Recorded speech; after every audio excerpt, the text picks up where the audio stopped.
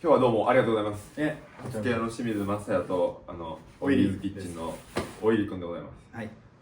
今日も連日のようにお部屋にお邪魔しております。3日目ぐらいですよね。3日目本当にありがとうございます。で、僕が、東京に来た一番大きな理由がこれなんですよ。ずーっと気になってて、勉強したいなと思いつつ、掘っていた天然砥石について勉強したいなと、でも自分でやっても意味わからんから、もうこういうのを有識者に直接教えてもらうのが一番手っ取り早いということで、もう今日は大入先生にご協力いただいて、今日はどうぞよろしくお願いします。ありがとうございます。よろしくお願いします。ではよろしくお願いします。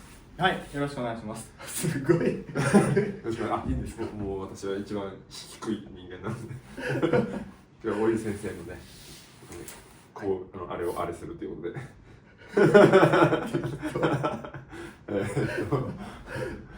じゃあもう意味が一番わからんのが、多分調べたらわからんやろうけど、天然砥石の呼び方ってなんとかのなんとかみたいな、例えば奥戸のツイッターとか合わせみたいな、それですよ。これそれで奥戸ってそう、奥殿って書いて奥戸。奥戸って読み方もね難しいのよ。難しいね。奥殿は奥戸って書いてね。どうなんやこれ。俺も最初奥戸って呼んでた。そう、奥戸の吹田。大体天然砥石ってこの2つあって。そうよね。でこれは何なんですか。何を言ってるんですか。最初のこの奥戸っていうのは山の名前。山の名前。これは京都の一つの山なんだけど。奥戸さんみたいなことなのかな。そういう名前ではないんですか。奥戸さんなんですか。奥戸さん、そういう山一個の山の名前。山の名前と取れた場所、例えば大村とか。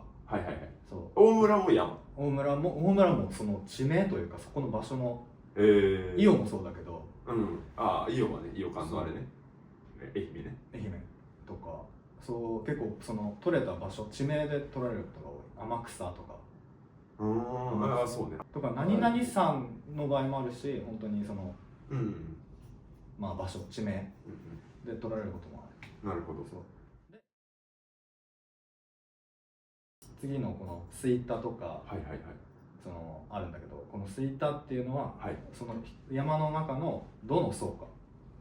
山の中のどの層か。層の名前。吹田層。山の名前と層で呼ぶと。そう。基本この2つが大体セットになってる。それ基本ちゃうパターンある。違うパターンは本当産地不明なやつはただ層の名前しか書いてないとか、逆に層がわからない場合はもうこの産地しか書いてなかったりとか、そういう場合はある。本当に不明、実際わかんないのよ。実際もう全くイレギュラーなやつはあんまりない。そうね。そこはわかりやすいんですね。そう。地上が上ですね。地上があって上が赤ピンで天井吹田、これが内曇りとかって呼ばれるやつ。次8枚とか1000枚。8枚1000枚都前。ちょっと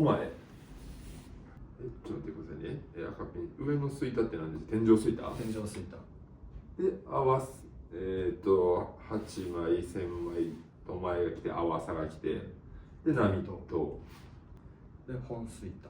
本吹田で白とか。白っていう。でそれが一番下。違う。この下はもう一応墨板って書いてるけど、砥石としては見たことない。知らない。じゃあここまででいいと。合わさって合わせみたいに言う時もある。合わせは吹田と上の吹田と下の吹田があって、その間の部分を合わせとっていう。8枚から波とまでを合わせと。名前書いてよ、もうちょっと。それ呼び方が違うって感じ。呼び方が違うだけ。別名みたいな。ただもう大きくざっくり分けると、その上の吹田層は天井吹田、この辺が内曇りって言われるやつで、その下合わせとの層があって、で下の方に四季吹田。四季ってもうまあ式、下の方っていう天井に対して式ね。そうでこれが、まあ、さっきの画像で出てた本スイタっていうのと一応、まあ、イコール一緒。式スイタイコール本スイタね。読み方が違うだけ。なんかまあ別名みたいな。色の名前結構さっきさこの下に羽二重とかあったでしょとか、はいはい。大体天然砥石って山の名前、うんまあ産地で層の名前で、その下になんか羽二重とか赤レンゲとか聞いたことない？ナマズとかカラス。カラスは知ってる。カラスはなんか見たこともある。それはこの模様の名前、まあ、色の名前だったり。山の名プラス層でその後その本当に表面の色とか模様とか。色や模様。模様とか色が別にスイタの中だけってわけじゃないよな。例えばカラスやったらどこに出るみたいなのもある。ある。もういろいろ全部合わ天井せ度の中でスイタのカラスみたいなのもあるし、合わせ度の中でもカラスはもちろんあったり。羽二重もあったりするし。その模様の種類も教えてもらっていいですか。まず有名なのがレンゲとかレンゲ梨地、まあ、カラス、カラス、はい、あと羽二重とかゴマって言って黒い点々、ゴナマズとか、あとカンって言って環状線のカン、なんか年輪みたいなね模様があったりする。まあよくあるのはその辺かな。まああとなんかキイタとか卵食とか、まあ、卵色ね。そう色で描かれたりとか。もちろん山によってある程度研ぎ感は違いますよね。まあ特徴もね、山によっても違うし層によっても違う。そういうのとも違う。一瞬まとめていいですか。山の、天然砥石の呼び方は山の名前と層と、まあ、色や模様で呼ばれる。でその層の中を分ける層はね、層の話でいくと上から赤ピン、天井スイタ、青スイタ、内曇りなどでいろいろある合わせ度と呼ばれるやつ、8枚、1000枚、10枚、合わさ、波とを含めて合わせ度で、その下に本スイタって言われたり色スイタって言われ色スイタって言われたり白スイタって言われたりするものがあると、これで合っていますか。はい。模様と層をごっちゃにしてはいけないということですね。はい。これあれこれ今京都の話をしたよな。また違うとこは違う並びになる。例えば天井スイタがあって合わせがあって本スイタがあるは変わらんのかな。多分それも違う。それも違う。じゃあ例えばよ、例えば天井スイタがあります。8枚、1000枚、本スイタ、合わさ、波とみたいになってた場合、合わせ度はこことここになるんですか。合わせ度、本当にこの京都のその要はこの山、この層になってる山しか基本合わせ度とは言わない。ああ、そうなんですね。それを昔はそこでその合わせ度として使われてたから別名。じゃあこの順番が入れ替わるだけって感じか、大体は。だったりとか、例えばその愛媛の色だったら、本当になんか歴層だったりもまたちょっとまるっきり変わる。ほな、例えば伊予歴みたいになる。歴なんか砥石になる。歴ってすげえ荒いイメージあるんですけど。その基本的にその層で表現されるのはもうこの京都の砥石だけ。その名前としてね、例えば奥戸、こういう奥戸、スイタなんとかっていうのは、本当にこの京都のその丹波帯の山で取れる、まあ、この層になってるものしか商品としては言わない。だから大村とか大村だけだし、伊予だったら伊予だけだし、これなるほど。対馬だったら対馬だけだし、さっきの3点で呼ばれるのは京都だけ。そう。こいつは京都の話やと。なるほど。じゃあちょっと山の名前教えていただいてもいいですか、いくつか。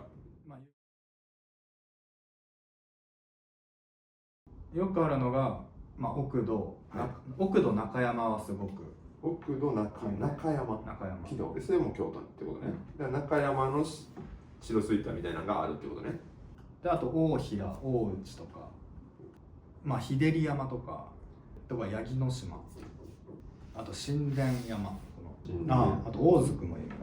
大津とか大崎とか、傷山がまあ聞くところだと、うん京都っていうと。でそうね、京都の山はさっき言った層の名前でその2つと模様で呼ばれることが多いと。うん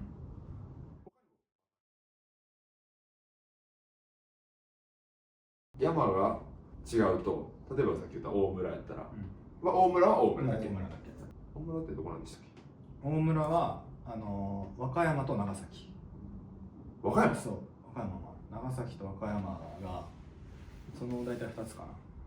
もともと長崎のもので、その和歌山で取れるその砥石が、その長崎の大村砥にすごい近かった、似てたから、それももう大村砥にされてたみたいな。面白い。まあ話もあったりする。他はどこがありますか？山でいうと伊予はいいよね。あと好きなの兵庫の田島砥石。天草とかはね、また天草もありますね。天草ありますね。でこの辺はそれだけで呼ばれるってことね。大村もそう、伊予も田島も伊予とですとか、田島砥石ですで終わり。で終わり。模様が入ったりはする。入ったりして、ただ伊予は模様入り結構個体差あって、白っぽい色もあれば木目っぽい色もあれば、なんかまあいろいろ模様が変わったりして、そういう場合はその彫った人が名前書いたりする。だからそれこそ身を尽くし姫の伊予とか、そのまあ木目とか言われると木目だったり、その小梅だったり、ちょっと梅の枝っぽいのがつってたりしたらそうやったり。まあシリーズ名みたいなのがあったりするよと。それは撮った人が名前をつけて一緒に書いたりするけど、基本的にその通称みたいなやつはないってことね。なるほど。天草も天草だけ。天草に関しては分類分かれて、そのまあ白とか上白、その聞いたことあるそれ。そう。まあ瓶水とかトラウトとかも天草の分類なんだけど。ほう。天草は瓶水、特瓶水、トラと白、上白などの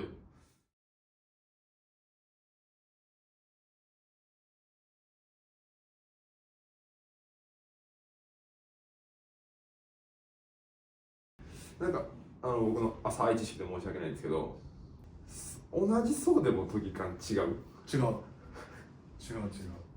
ざっけくね。全部一個一個違う。例えばじゃあさっきのこれが2つあったとしたら、国宝吹田が2つあったとしても、それもこれとこれでも違う。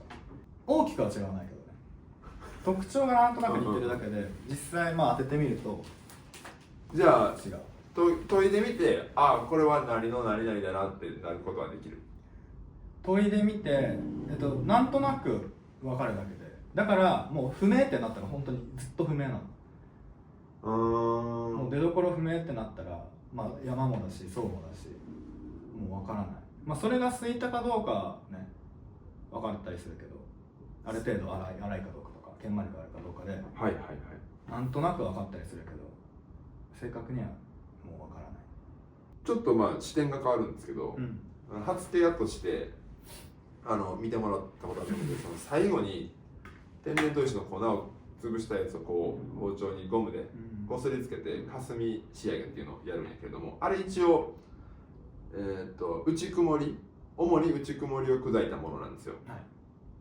それはだから今の話でいくと、どこの山の内曇りかによって全然質が変わってくるってことですか？全然質変わってくる。絶対見える表情変わる。内曇りじゃなくてもいい。じゃなくてもいい可能性もある。だって実際その出た泥を乾燥させてやったりする。内曇りじゃなくても、例えば対馬だったりとか。対馬出てきてない今までの話で。対馬長崎のね。対馬。黒いやつね。対馬で。対馬砥石もしくは黒名倉。わかりました。あとごめん、もう一個有名なとこ。その対馬黒名倉って言われるじゃん。白名倉って呼ばれるものがあって、それがまあ三河。これが白名倉。愛知県で取れるやつで。愛知でも取れるね。三河とか三河白名倉って呼ばれる。じゃあそうか、僕は今新しく工場を作るにあたってその天然砥石をどうやって仕入れようかなみたいな思ってたけれども、欲しいのはその化粧する時の粉がそうです。砕きたいってことでしょ。砕いて霞お菓子で使いたい。そうです。その目的だったらまあもちろん内曇りが一番有名だけど、別に他のでもそのボケるから、まあ、それは好みでいろいろ試してみてもいいと思う。まあまだまだ奥は深いんでしょうけれども、でまあ諸説あるものもあると、やっぱり昔からあるものやし、人によって言い方が違ったりもするから、一応ある諸説一つの説として今日の話を聞いていただけると助かります。はい、ありがとうございます。そしたら、はい、私の本場漬けというかおいりくんの本場漬けに憧れを持っています。確かありがとうございます。ちょっとご指導ご鞭撻いただいてもよろしいでしょうか。いやもうはい、ぜひよろしくお願いします。ありがとうございます。はい。